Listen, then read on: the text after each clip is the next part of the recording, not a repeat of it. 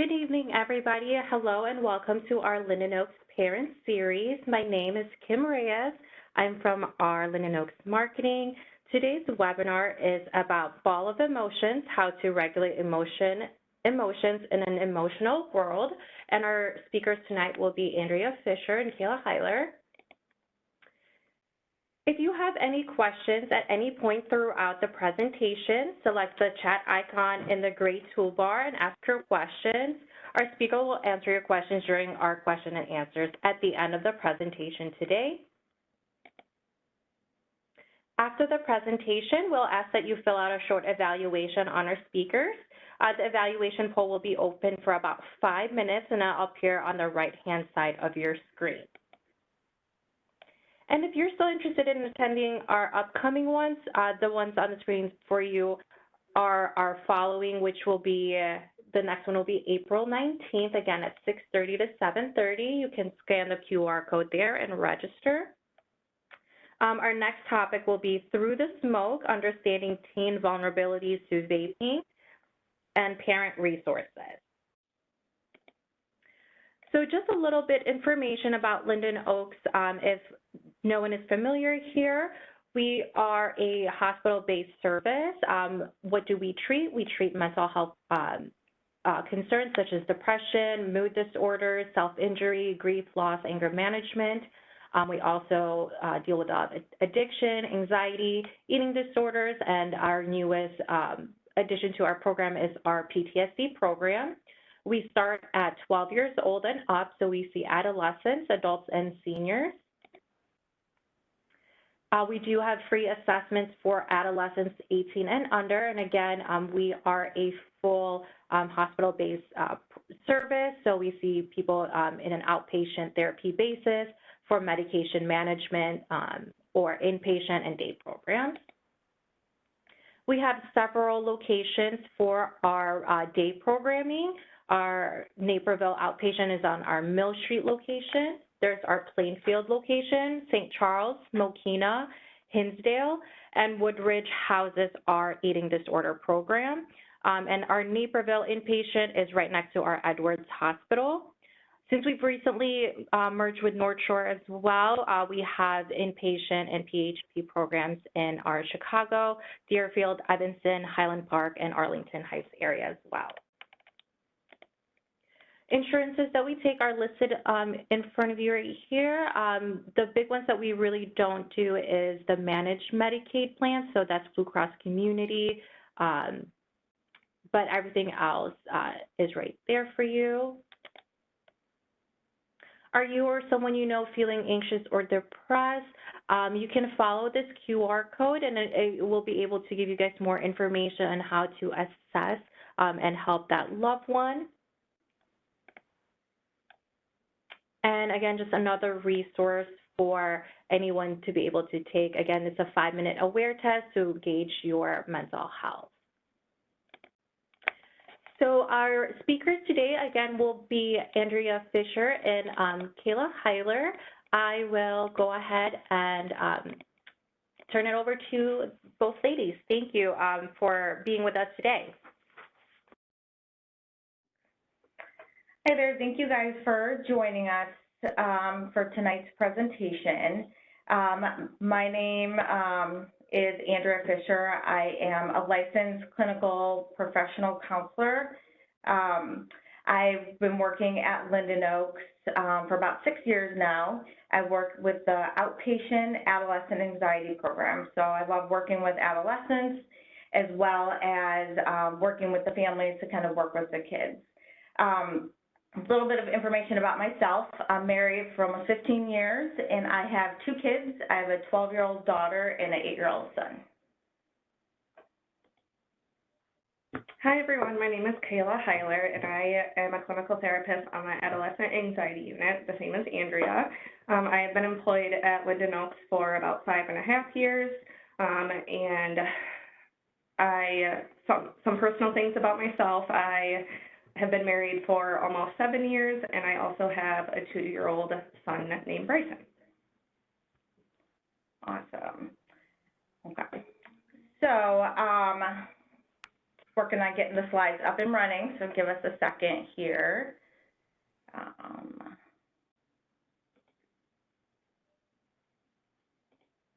Okay.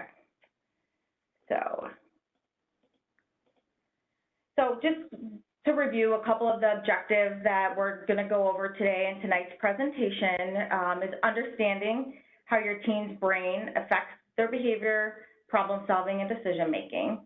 Understanding what teens need to be doing daily to stay emotionally regulated, as well as recognizing how basic needs affect how we regulate our emotions throughout the day, and identify how to respond to your teen when they're experiencing these intense emotions.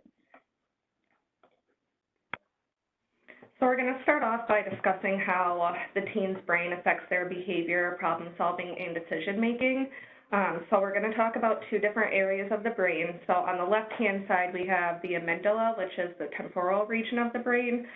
So this area of the brain is developed right at birth, and it's responsible for our immediate reactions, so any type of fear, anxiety, anger, aggressive behavior.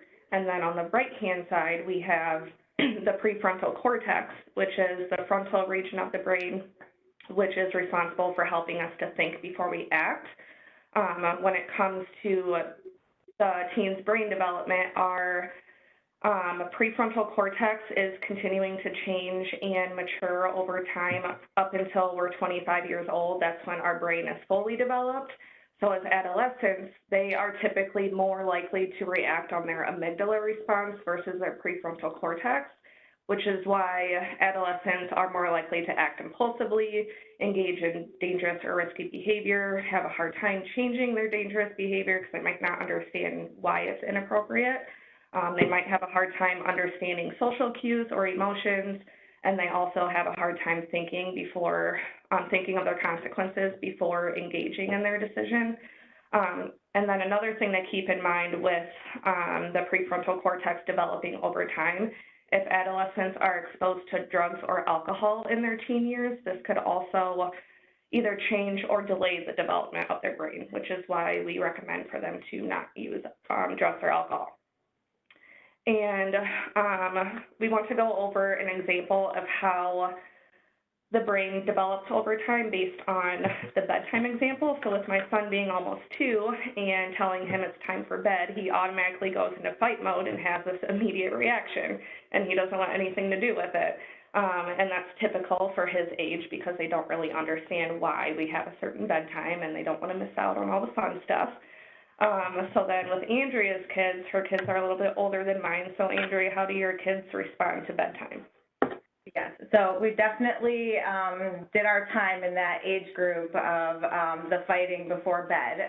Now that my son's 8, he still doesn't love the idea every night when I say it's time to go to bed, but he'll kind of dawdle around a little bit, take his time to make his way upstairs, knows the importance of it, but still not kind of fully okay, got it, gonna run up there and go to bed. My 12-year-old, on the other hand, we thought this day would never come, that it's bedtime, okay, and she goes upstairs. So like Kayla said, I think this is a perfect example of how the brain develops as we grow, as the kids grow up, right? A 2-year-old's, their response is different than a 12-year-old response to things.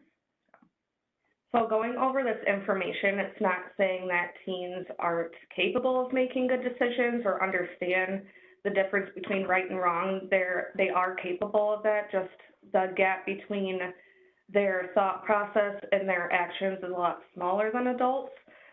So we just want to help everyone increase their awareness as to why teens typically respond the way that they do, because it can be frustrating as parents. So we just want to increase the awareness of understanding why that is, and then we're also going to help you understand how we can manage their behavior when they're escalated as well. Okay, so this slide's the tips to improve emotion regulation. So emotion regulation is, I feel like, a big term that kind of gets thrown around a little bit, and when we talk to the kids that we work with in group and we, every week ask them, what's emotion regulation? What do you guys think emotion regulation is? they often say regulating our emotions, you know, and that is what it is, but we want to dive a little bit deeper into that. In the upcoming slides, in these bullet points, we'll kind of dive more specific in these things of kind of what we should be doing daily to kind of get our basic needs met, so we're setting ourselves up to be more capable to handle, you know, stressful situations or kind of intense emotions better. So, you know, when we think about emotion regulation, we want to think about, you know, this kind of scale of a 1 through 10 kind of approach, 10 being like these really big emotions that, you know, our teens might have, 1, 2, and 3, kind of this lower end, kind of more manageable end. So the whole idea of emotion regulation is to really focus on what we can do daily to kind of keep those emotions kind of more regulated throughout the days. Emotion regulation is something that is so important because it's almost impossible for us to manage our emotions if our kind of basic needs aren't being met.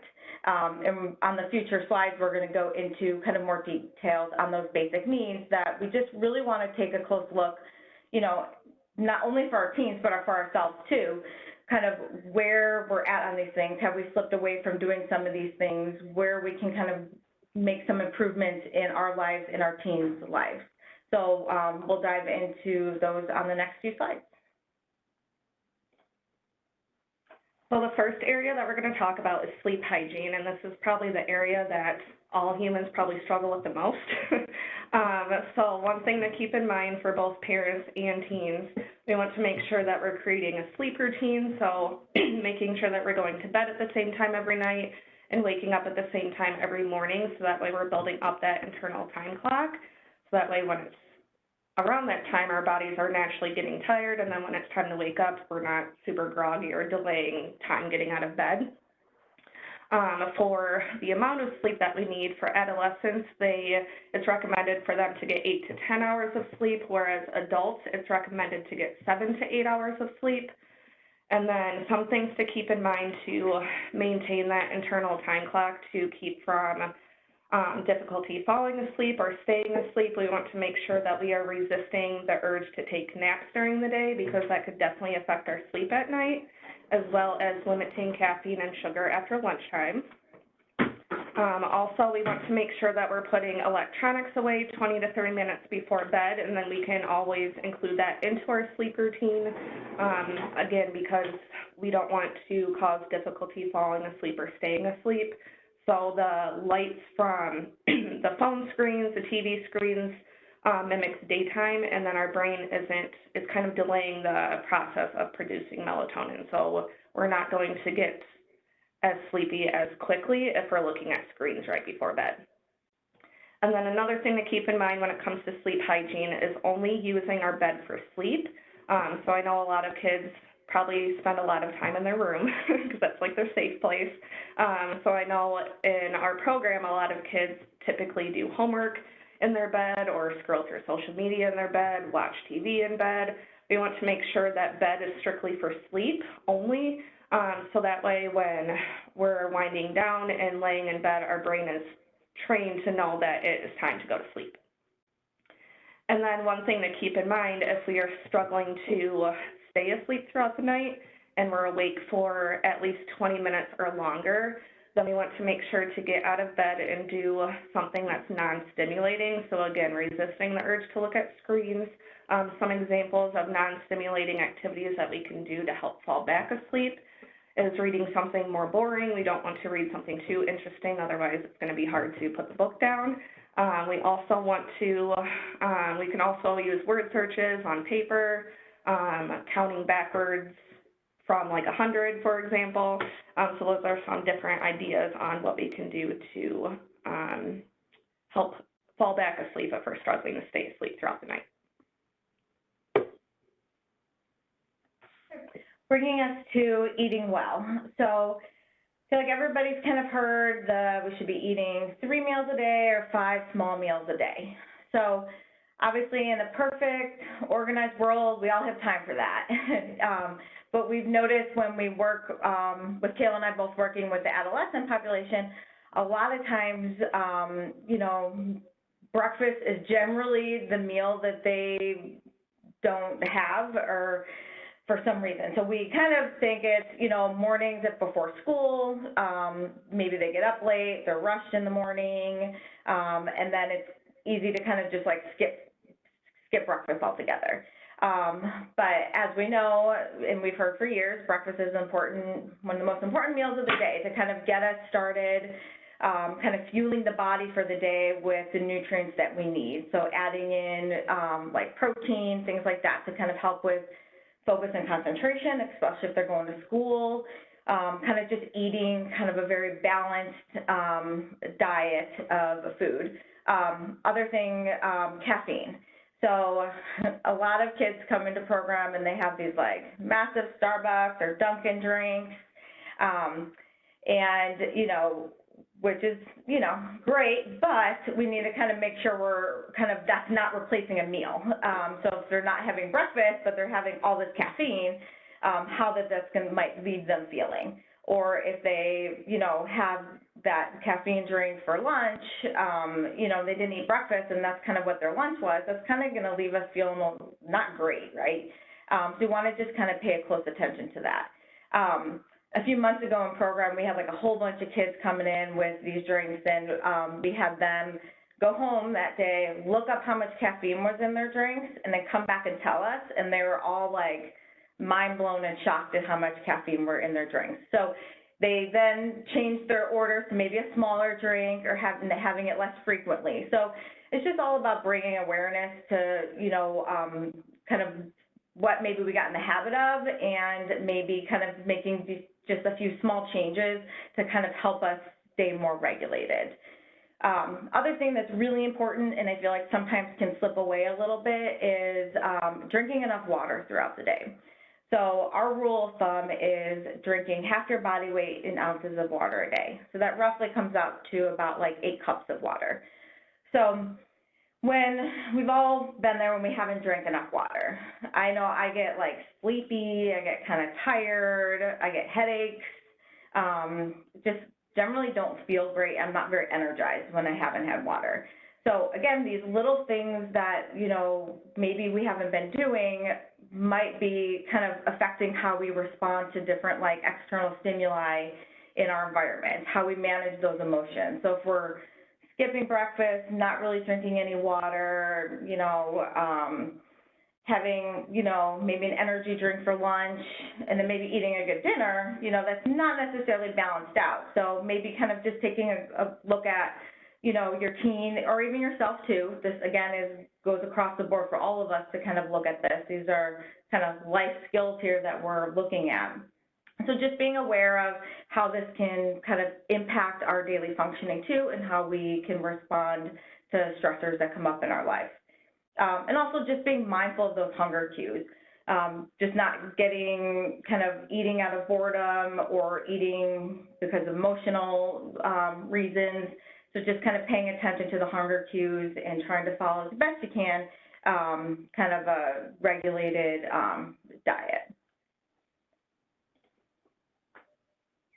Okay, so before I go over the details of the slide, I want to open it up to the audience to come up with some examples of what you can do as a family to engage in physical activities. So these could be activities that you already engage in or activities that you would be hoping to engage in the future.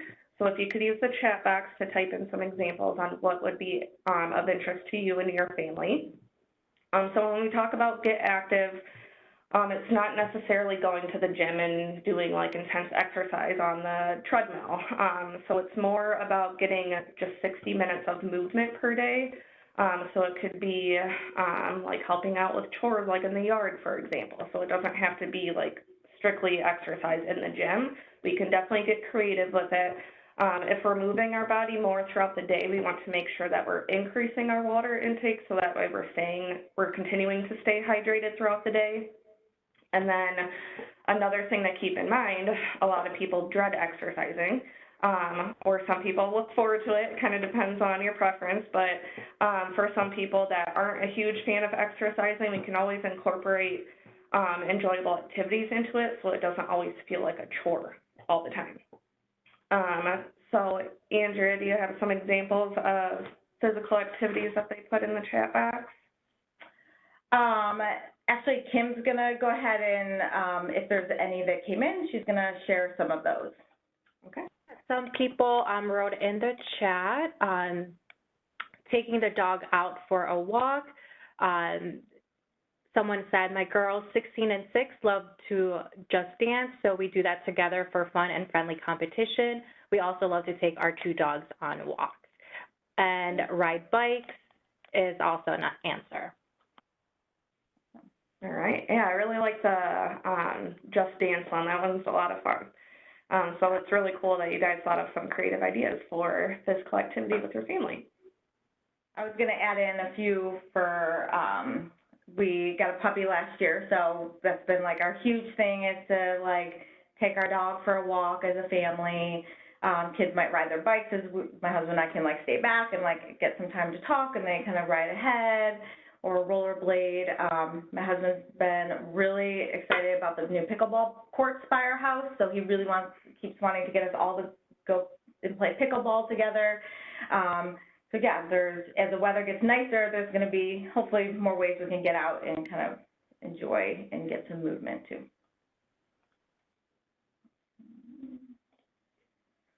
Okay. So this slide about treat physical illnesses. So this is just kind of a little bit of like a reminder slide here of just keeping in mind, you know, when we are sick. So sick is in, you know, the temperature 100.4, or we have like other illnesses kind of going on. We just want to make sure that we're listening to our bodies and being mindful of what we need when we're sick. We, you know, might need to slow down a little bit and get that rest, drink enough water, take medications, kind of really pay attention to kind of what we need. Sometimes we're like, oh, I'm fine, I can push through it, and then it causes the illness to kind of last longer then. So we really want to take the time to kind of slow down, listen to our bodies, and take care of ourselves. And then if we're not feeling better after about 3 to 5 days, kind of go to the doctor, you know, get another kind of checkup to just see if there's anything else you can be doing. So this is just a reminder to kind of take care of ourselves when we aren't feeling well. Okay, so now we're going to go over resist mood-altering substances. So I know that we touched base on some of these things in previous slides. So there's some things to keep in mind on things we should keep in moderation, and then things we should try to abstain from. So when it comes to limiting mood-altering substances, that goes along with caffeine and sugar, because again, we don't want to struggle falling asleep or staying asleep, especially if we're having that too close to bedtime, as well as over-the-counter medications, because we don't want to build up tolerance to it and then take more than the recommended dosage, and that can cause future health issues potentially. And then when it comes to things that we should abstain from, is alcohol, nicotine, and illegal drugs. I know those are pretty straightforward. When it comes to the other component is energy drinks. I know we kind of talked about the caffeine part, specifically with energy drinks. This has more caffeine than, you know, soda that we're used to drinking, as well as it has a higher sugar content than soda too. So that could cause health issues in the future if they are drinking energy drinks too often as well. Okay, so here we're going to go through what a situation or event can look like when we are dysregulated versus when we're regulated. So looking at this as, you know, the slides we just went over, the like sleeping, the eating, getting active, looking at those things in kind of our day-to-day. So on this kind of graph, the emotional intensity, looking at that as that kind of like 0 to 10 scale. So kind of 10 being that like really intense emotion we might feel. And then on the bottom, the time means the duration we're feeling that intense emotion for. So the orange line kind of going up there, just an example I'll just kind of use is, so say your teen wakes up, maybe got like 5 hours of sleep the night before, slept in, so they were rushed in the morning, so didn't have breakfast, didn't grab any water, anything to eat. And maybe it's like coming off a weekend where they're kind of a little bit more kind of laying around, not really getting a lot of activity going on. They arrive to school and they hear that there's a test 7th period. So their immediate emotion is gonna like skyrocket up, right? A natural responses, and you know, our stress level is probably gonna increase if we're being kind of thrown off. We were unexpectedly thinking we have a test to take. So the emotion increases up there to kind of that high emotion level. So as like each class period goes by, that intense emotion is just staying up there, staying consistently high. And it could be, they're like, oh my gosh, I'm not ready for this. How dare this teacher throw a test at us on a Monday? I'm not ready for this. So they're getting kind of caught up in this emotion of, how am I supposed to do this? I can't believe this is not fair, or whatever it might be. Their emotion just kind of keeps building, kind of like staying there. So maybe they finally get to 7th period, they take the test, then slowly that intensive emotion goes down. They might still have kind of intense emotion, kind of like, I still can't believe that they took a test. They might, at last minute, they might come home and be like ranting about, I can't believe this teacher made us take a test. And it kind of just slowly goes down into the evening. So it takes a while for that emotion to start to decrease. So that's an example of, you know, if we are dysregulated, not kind of taking care of our basic needs on a day-to-day, what a situation could look like. So the other line here, the green line here, is when we are regulated. So looking at it as, you know, we had a regular sleep schedule over the weekend. We got 8 hours of sleep. We went for walks. We, you know, ate, you know, 3 meals a day. We woke up, we had breakfast, grabbed some water, you know, whatever it might be. So we're kind of more apt to be able to handle a stressful situation because our body is prepared because it's more regulated. So same example, they walk into school, they hear that there's a test 7th period. Yes, naturally the emotion's going to increase, but it's not going to get to that intensity, right? You know, so it'll slowly kind of build up, you know, as the class periods kind of get closer and closer to that 7th period, but it's not disrupting their entire day. They're able to, you know, go about their day, be present and engaged in their classes. They might get to that class period, that level might be a little bit more intensified, you know, naturally. And then after that, it quickly lowers. They're not holding on to it. They're able to kind of move on from that moment, and they're not kind of still getting caught in that emotion of things. So as we teach this in program to all our adolescents, you know, sometimes, you know, when we're talking about eating, sleeping, drinking water, you know, sometimes it could come across as like, I know I'm supposed to do that. Like, these are, you know, things I've been hearing my whole life. But I think really getting across the point of how each one of these kind of tied together play a big part in how we handle situations. No one wants to be up at that high emotion level throughout their entire day at school, plus when they come home, right? You know, and as parents, we might not know that that's how their school day was, right? And then they come home from school and you're like, hey, let's go do this, and they kind of like erupt at you, and you had no idea what their day might have been looking like.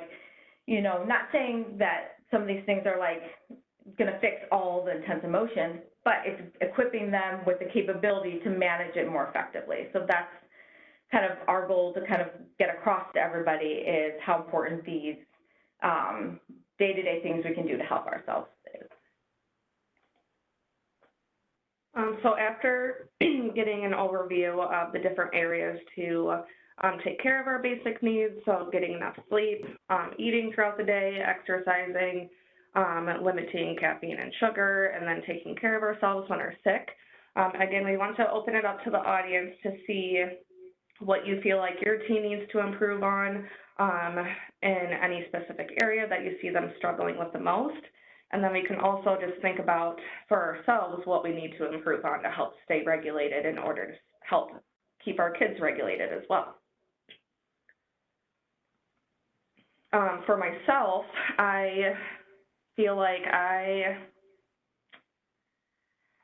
it's kind of a tie between eating well and resist mood-altering substances, because I am guilty of drinking Dr. Pepper from McDonald's and getting Starbucks. So that part I could probably limit a little bit more.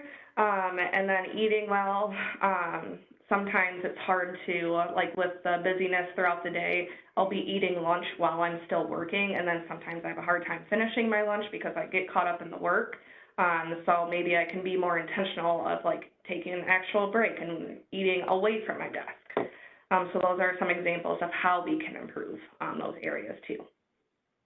Yeah, and for me, you know, McDonald's Diet Coke is my vice in the mornings. So, you know, that might be one for myself to improve on. Looking at like, you know, with my kids and things at home, I was talking to Kayla about this earlier too, that we, you know, I always start the week off real strong on the sleep. Sunday night, we get to bed at this time, and then as the week goes, the kids' activities start to increase.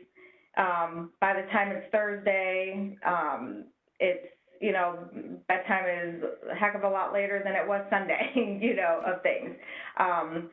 But kind of definitely still working on that with the kids. And same with eating. We like meal plan really well around the kids' schedules, and then towards the end of the week again, that kind of like drops off a little bit. So those are some things I know in our household that we could definitely be working on.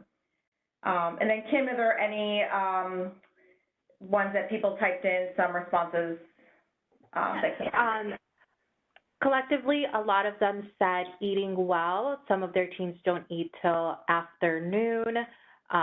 Also resisting mood-altering substances such as caffeine and sugar, and as well as not being able to carry water bottles around the school, so not being properly hydrated. Okay. And staying active. All right. So it's a little bit different from what I was guessing, because I was thinking a lot of people would respond with a sleep hygiene answer. So this slide shows the current cohort of kids that we have in the adolescent anxiety program. So we asked the kids the same question: what area do you feel like you need to improve on? And they could check off more than one area if applicable.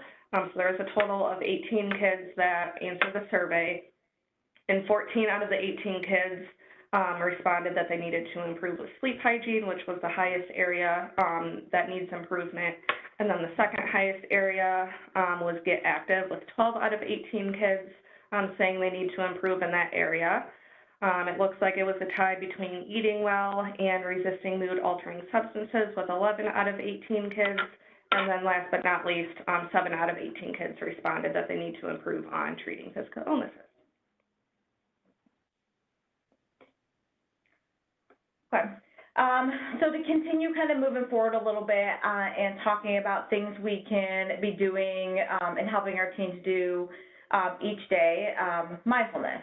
So, you know, when we think about mindfulness, a lot of times what comes to mind is like meditations, but there's a lot more to mindfulness than just kind of meditations, things we can be doing daily. So mindfulness means paying attention in a particular way on purpose, in the present moment, and non-judgmentally. So we have this broken up into kind of these two categories here. So one is living mindfully. So things we can do all day long, right? Kind of, we can incorporate this in to kind of just be more present, more engaged, you know, and as parents, we can kind of set that example a little bit too for our teens of, you know, putting our phones down during lunch or dinner when you guys are eating together, kind of putting it away, putting it on a different table, so we're not easily kind of just falling into that, you know, if you guys are eating together, in that mode of kind of scrolling through your phone. Key one too is making sure the kids put their phone like across the room when they're doing homework, because it's too easy for them to kind of just see their phone, oh, I'm just going to look at it real quick, you know, and next thing they know, they're like 15 minutes into TikTok, you know, videos, and they're forgetting that they were doing their homework. So really kind of setting an example of kind of making some connection of kind of putting that phone away, mindfully making that choice to do that, and really trying to engage in just doing one thing in the moment at a time, not getting caught up in this kind of, you know, multitasking world that it is. I know a lot of teens we work with, they're like, well, when I do homework, I need to have my earbuds in, listen to music, and then I need YouTube videos going, and then I need my TV on, and then whatever, you know, as they're doing homework. And it's like, okay, maybe a little quiet music in the background, but we don't need all those things at once. So we're really trying to kind of help them be more present, be more mindful, and kind of keeping their mind in this present moment. Because a lot of times, you know, when these emotions start to kind of rise in all of us and our teens, you know, our mind starts to kind of build with kind of maybe overthinking things from the past or for thinking about things that are coming up in the future, and we get caught up in that.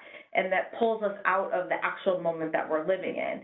So really trying to be mindful on kind of what we can do each day to kind of be more present and be more mindful.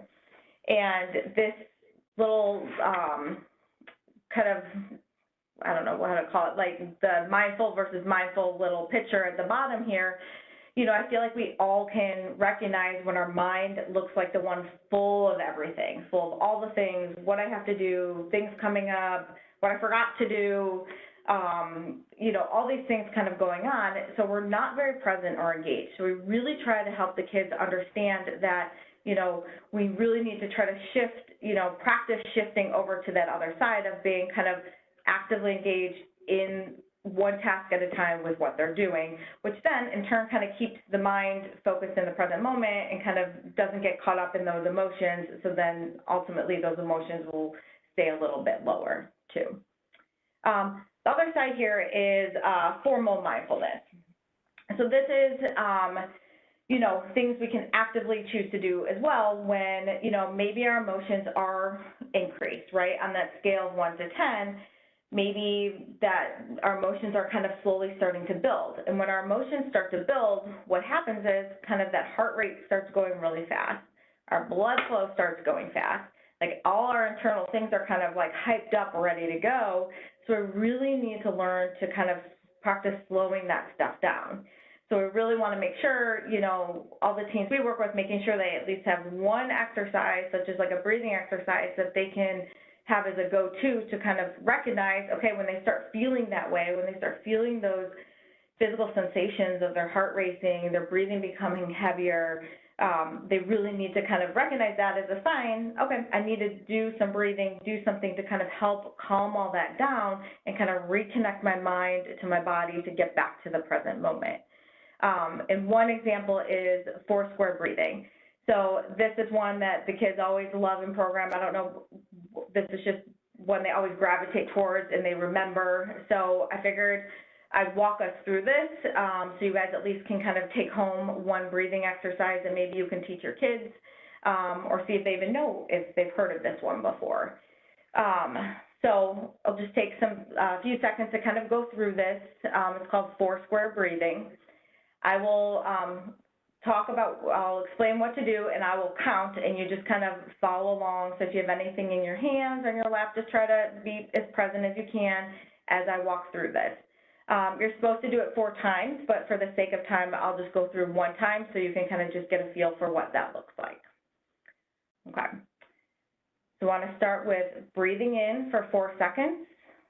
So 1, 2, 3, 4. Now hold for 4 seconds. 1, 2, 3, 4. Now breathe out for 4 seconds.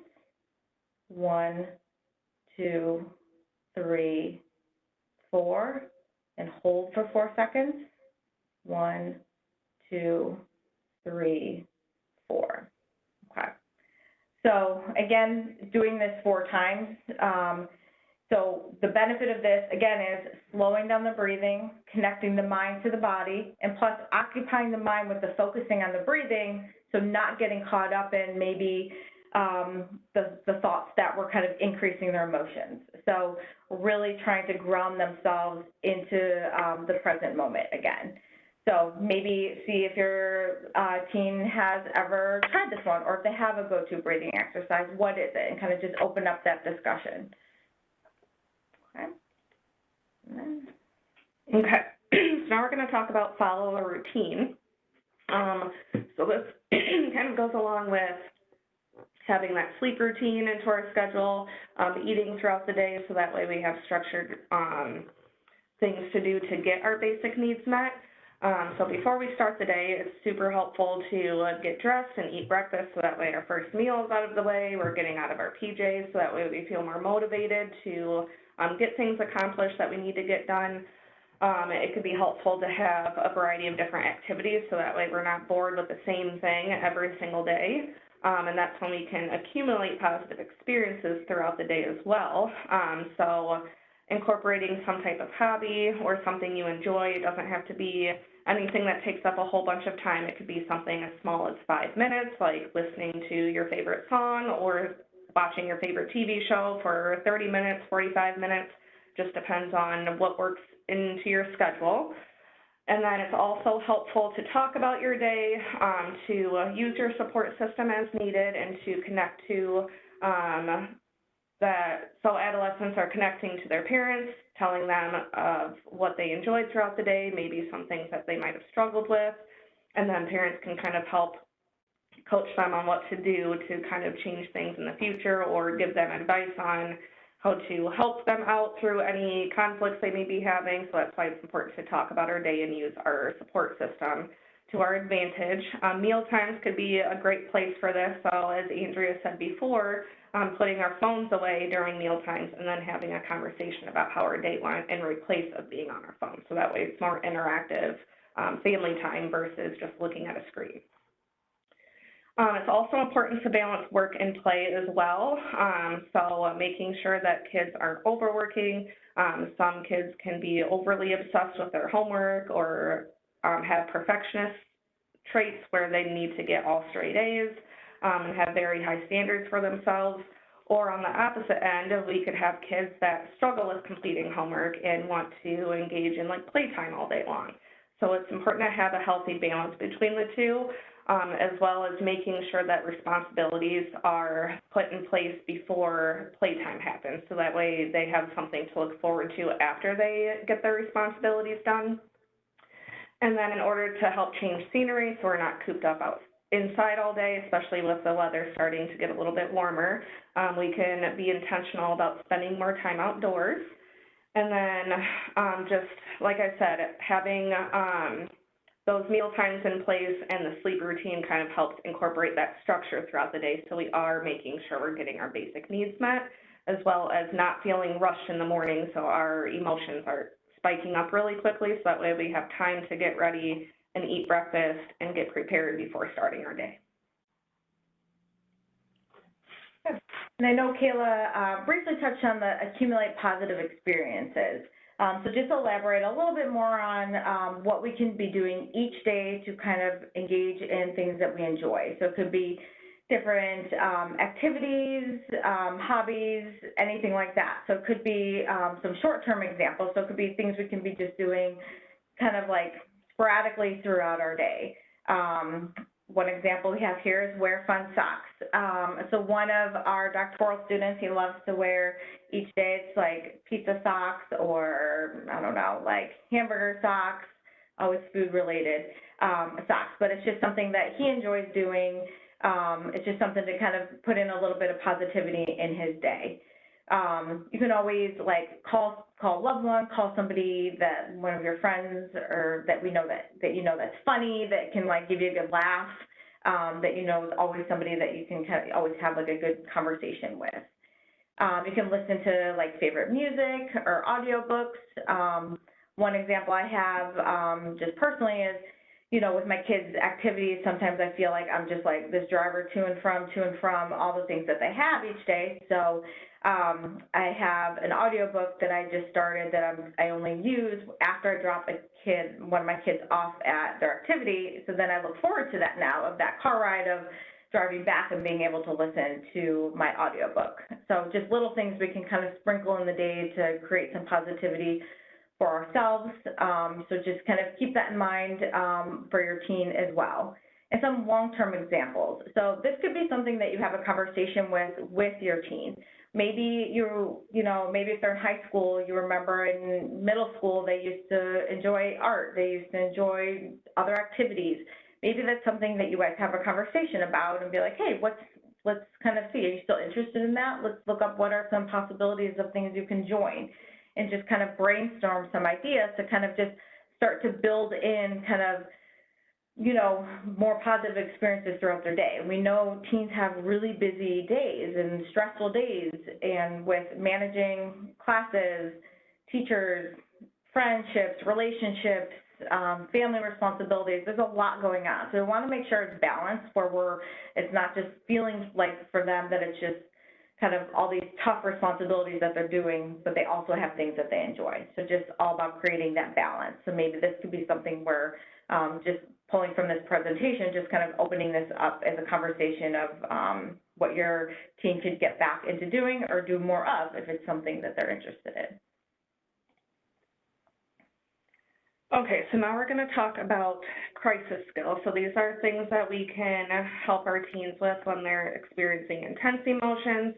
So like at the beginning of the presentation when Andrea was introducing emotion regulation, I'm talking about the 1 to 10 scale, with 10 being the intense emotion. So usually when we talk about like the crisis level, it's typically like 7 through 10 or 8 through 10 on their emotions. So these are different examples of distraction-based crisis skills that we can use. To keep in mind, we want to make sure that we're only using these specific skills when we're in that heightened anxiety range, because we don't want to distract ourselves all the time, because we're not working on building up tolerance to that emotion if we're constantly distracting ourselves, as well as if we are used to using it all the time and then we use it when we actually need to help manage our emotions and bring ourselves down a little bit, it's not going to be as effective because we're used to using it all the time. So these are just different areas of distraction-based skills that we can use, so different physical activities you can engage in.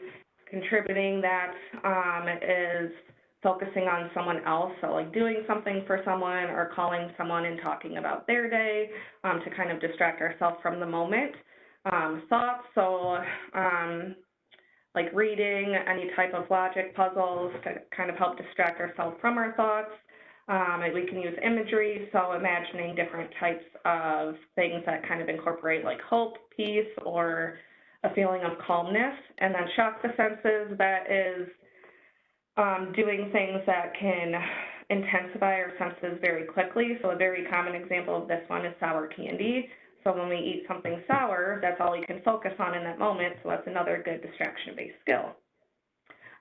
So we're going to practice one with me and Andrea, so that way you guys can see how you can incorporate these skills with your adolescent.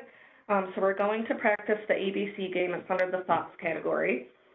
So that is coming up with whatever category that comes to mind and then going through each letter of the alphabet. For the sake of time, we're only going to do a few letters, but you guys will get the gist of how it works. So I'm going to start with A. We're going to do the category of food. So A, apple. Andrea, what's B? Bananas. C, carrot. Donuts. And then E, egg. F, figs. All right, so that's a good one that you can do with your teen. So if they're struggling to initiate crisis skills or things to distract themselves in the moment, you can always just start practicing that and just hoping that they respond to it as well. And a continuation on some of these like crisis skills. So again, when the emotions kind of in that intenser category of things, self-soothe-based crisis skills. So this is kind of thinking about, you know, when their mood's really intense, we want to create kind of that opposite. Like, what are some things that could be calming or soothing for them, and let's do that in that moment. So really thinking about using your 5 senses and kind of what could be things you can pull from, or if you know your kid and know what they would be naturally drawn to for these things, kind of have this kind of a conversation again of a go-to of like, okay, why don't you, you know, take a, you know, nice bath right now? Why don't you take a warm shower? Why don't you get out, you know, some of the fidgets and kind of just spend some time kind of fidgeting with some items? Or, you know, I'm jumping around these categories a little bit, but just, you know, maybe putting on they have like a playlist, like a maybe kind of a soothing playlist that you guys could kind of come up with and kind of just have at home, or have them have that in their phone as kind of songs that could be soothing or music that could be soothing. We don't want it to be depressing or very like down music. We want it to be like soothing and only using kind of that music or playlist for, in this moment of kind of trying to promote some calming reactions. And I know just kind of thinking about myself, it's like I'm always like lighting a candle, like I like things smelling really nice, like dimming the lights, putting on like my favorite country music artist in the background. So I know like kind of what my go-to is, and what my kids as well. My son's more of like the fidget kind of touch, blankets, stuffed animals, things. My daughter is more spraying her like nice spray in her room, and kind of going back to like a easy book to read to kind of just is relaxing for her. So kind of just, you know, looking at what could be helpful for them to create a calming response when they are feeling intense emotions. So after going over the different types of crisis skills, we're now going to go over what a crisis kit is. So this is putting physical items of those crisis skills that we just discussed. So it could be self-soothe or distraction items. And we want to put it in a small bag that we can, that's easily portable. So a lot of times the kids put their crisis kit in their backpack, so that way they have it at school whenever they need to help manage their emotions at school if emotions are escalated. Something to keep in mind with crisis kits, the items are meant to survive the situation, not to leave the situation or make the anxiety go away. It's just to survive the moment, so that way we're not engaging in any behaviors that we might regret later on. And then another thing to keep in mind, we want to touch base on all of our 5 senses, because that will keep us in the present moment as much as possible. Below are some examples that we can put into a crisis kit. I also brought an example of a crisis kit so that way you guys can see what a physical one looks like. So I have this bag. So it's just like a small like cosmetic bag that I put these items in. So I have one of each sense. So the first one for sound, I have my earbuds. They're a little tangled up, but I have my earbuds. This is a little worm on a string that I got from a previous patient, so it's like a good fidget item, and it's soft and fuzzy.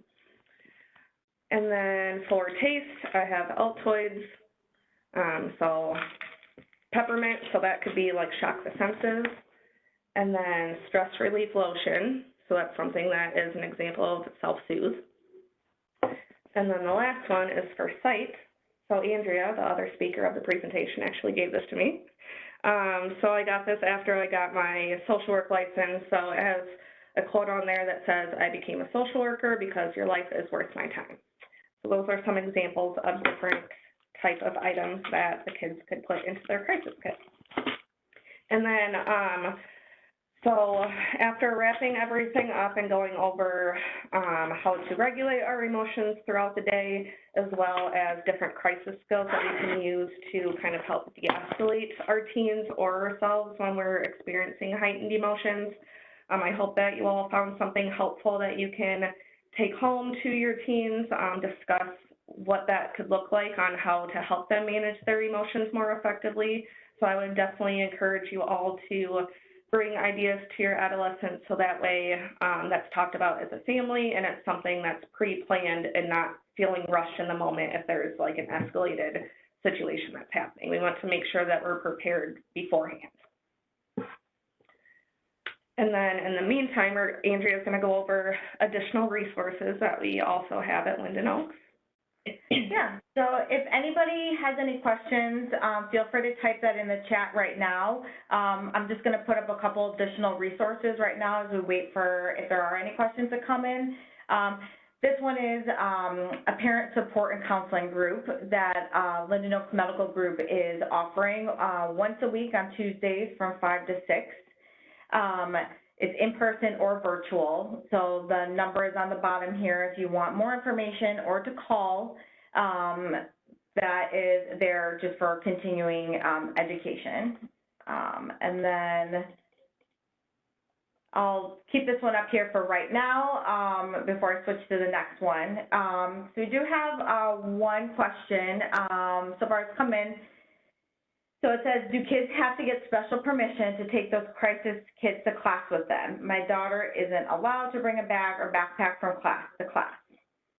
So This is a really good question. So a lot of the kids that we work with in program, we also work with the schools and the school counselors.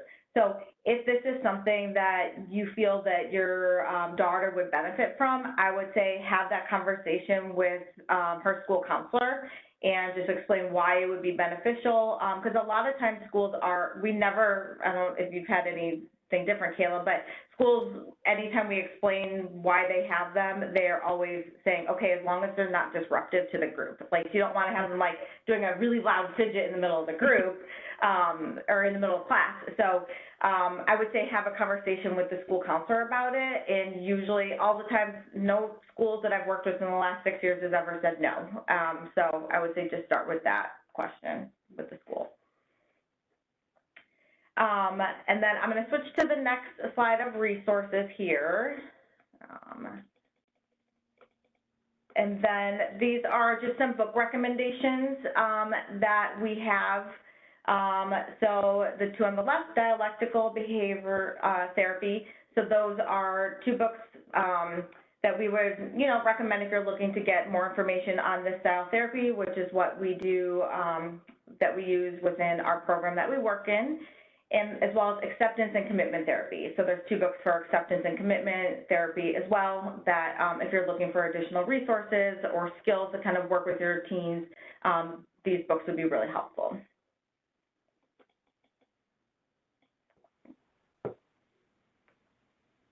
And then, any other questions coming in, Kim? No questions on my end. Okay.